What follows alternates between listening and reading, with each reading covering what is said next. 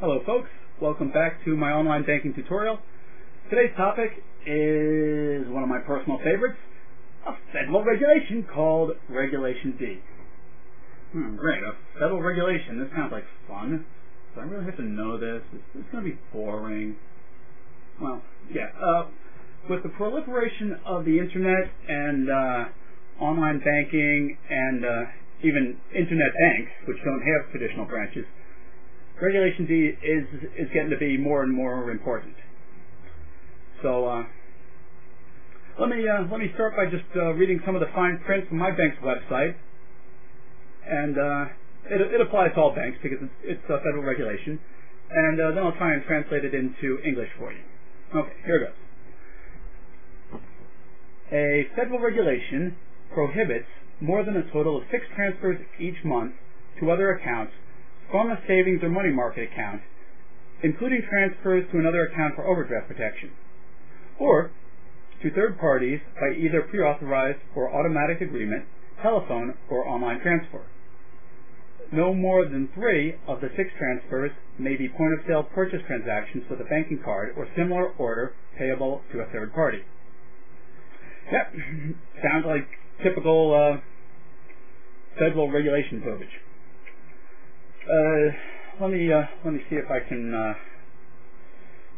can make this make sense for you.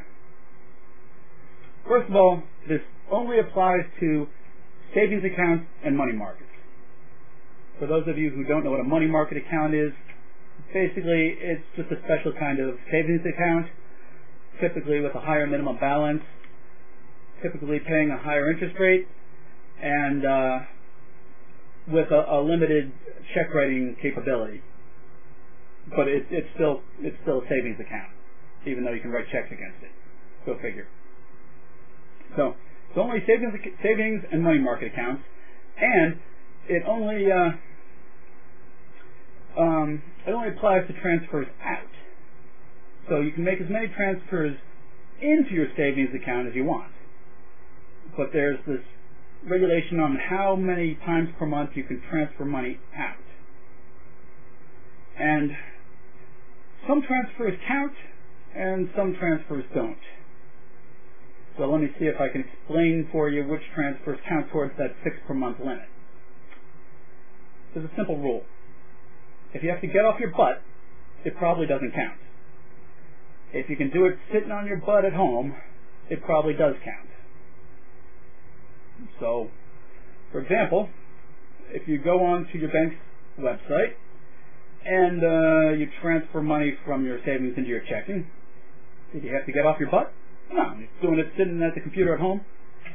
So, that counts towards your 6. If you call up on the phone, you call up the bank, use their automated telephone transfer system, did you have to get off your butt? No, did it sitting at your desk. That counts towards your 6. If you drive over to the bank and go to the teller and make the transfer there, does that count towards your 6? No. No, you had to get off your butt. If you make a transfer at the ATM machine, you had to get off your butt to go to the ATM machine, so that doesn't count. If you have overdraft protection and you overdraw your checking account and it automatically pulls money out of your savings account, did you have to get off your butt to do that? No, it happened automatically, so that will count towards your 6.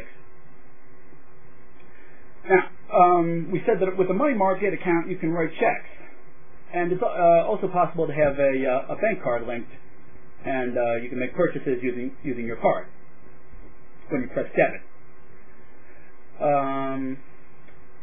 With a savings account, you're limited to 3 of those purchase transactions, either writing checks to a third party or making a debit purchase. So some people think that it might be a smart idea to have their direct deposit from their job go right into their savings account. But I try to typically discourage people from doing that, because if it goes into your savings account, how are you going to spend it? Well, typically you're going to wind up making a lot of transfers into your checking, so you can use your check card and write checks. so you might run afoul of Regulation D. So I always recommend putting the direct deposit into the checking account, and then if you want to transfer it there from there into your savings, you can do that as often as you like. So just keep that in mind before you go willy-nilly transferring money back and forth between your checking and your savings, because there is a limit to it, and that applies to all banks. Anywhere you got a savings account, even those online banks, no more than 6. What happens if you go over 6? That's a good question.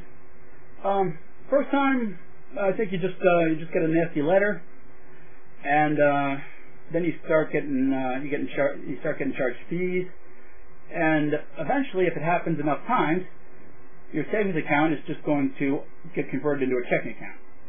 At least that's what happens at my bank. They're going to say, this person's not really saving. They're just, money's going in and out like crazy. They're basically using this like a checking account. It's actually going to become a checking account. So that's what's going to happen in that situation.